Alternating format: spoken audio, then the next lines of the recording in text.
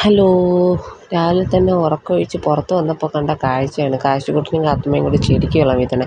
കാത്തുമ്മയായിരുന്നു ആദ്യം വെള്ളം വീഴ്ത്തിയത്. കാശിക്കുട്ടൻ പിടിച്ചു വാങ്ങിച്ച് കാശിക്കുട്ടനെ അടുത്ത് ചെടിക്ക് വെള്ളം വീഴ്ത്തണേ. അങ്ങനെ ചെടിക്ക് വെള്ളമൊക്കെ വീഴ്ത്തിയിട്ട് അകത്ത് കയറി വന്നപ്പോൾ അമ്മ പുട്ടുണ്ടാക്കാനുള്ള തയ്യാറെടുപ്പിലായിരുന്നു. അങ്ങനെ രണ്ടുപേരും പോയി അമ്മയുടെ അടുത്ത് ഇരിപ്പായിട്ട് പുട്ടുപ്പൊടിയൊക്കെ വാരിയെടുത്ത് അവരവരുടെ കളികളായി. അങ്ങനെ കുറച്ചെടുത്ത് അവർക്ക് കൊടുത്തിട്ട് ബാക്കി നമ്മൾ പുട്ടുണ്ടാക്കാനായിട്ട് മാറ്റി വെച്ചു. ഇവർക്ക് വെള്ളം, ഈ മാവ്, മണ്ണ് ഇതൊക്കെ കാണുമ്പോൾ എന്താണ് ഇത്ര വീക്ക്നെസ് എന്ന് എനിക്കിതുവരെയും മനസ്സിലായിട്ടില്ല. അതൊക്കെ കണ്ടു കഴിഞ്ഞാൽ അവർ വെറുതെ വിടത്തേയില്ല.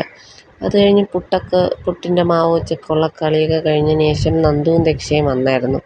അങ്ങനെ ഞാനും കാത്തുമ്മയും നന്ദുവും ദക്ഷയും നാത്തൂനുമായിട്ട് താഴോട്ട് ഇവരെയും കൊണ്ട് താഴോട്ട് പോയി.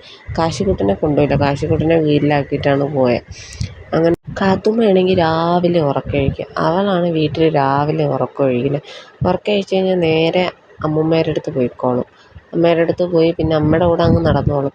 പിന്നെ അതൊക്കെ കഴിഞ്ഞതിന് ശേഷം അടുത്ത അവളുടെ പ്ലാൻ എന്ന് പറഞ്ഞാൽ കാശിക്കുട്ടനെ വിളിച്ച് എഴുപ്പിക്കാനാണ്. കാശിക്കുട്ടനാണെങ്കിൽ നല്ല ലേറ്റായിട്ടാണ് അവൻ ഉറങ്ങുന്നത്. ലേറ്റായിട്ട് എഴുന്നേൽക്കുന്ന ഒരാളായിരുന്നു കാശിക്കുട്ടൻ. പക്ഷേ കാത്തുമ്മയാണെങ്കിൽ എത്ര ലേറ്റായിട്ട് ഉറങ്ങിയിരുന്നാലും അവൾ രാവിലെ ഒരു 6 മണിയൊക്കെ ആകുമ്പോൾ അവൾ എഴുന്നേൽച്ചോളും.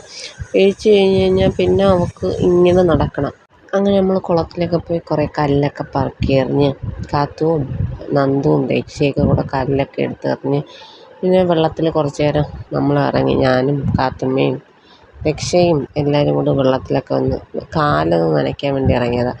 കാലൊക്കെ ഒന്ന് നനച്ചതിന് ശേഷം വീണ്ടും നമ്മൾ വീട്ടിലോട്ട് പോകാനുള്ള പ്ലാനായി. അങ്ങനെ ഞങ്ങൾ വീട്ടിലെത്തിയപ്പോൾ കാശിക്കുട്ടൻ അവിടെ കരച്ചിലും ബഹളവും ഒക്കെ ആയി കാത്തുമ്മയെ കാണാത്തതുകൊണ്ട്. അത് കഴിഞ്ഞ് അവരുടെ സ്നേഹപ്രകടനങ്ങളൊക്കെ കഴിഞ്ഞ് അവർ അടുത്ത കളിയിലോട്ട് സ്റ്റാർട്ട് ചെയ്തു. അപ്പോൾ ഇത്ര ഉള്ളൂ ഗൈസ്, ടാറ്റാ.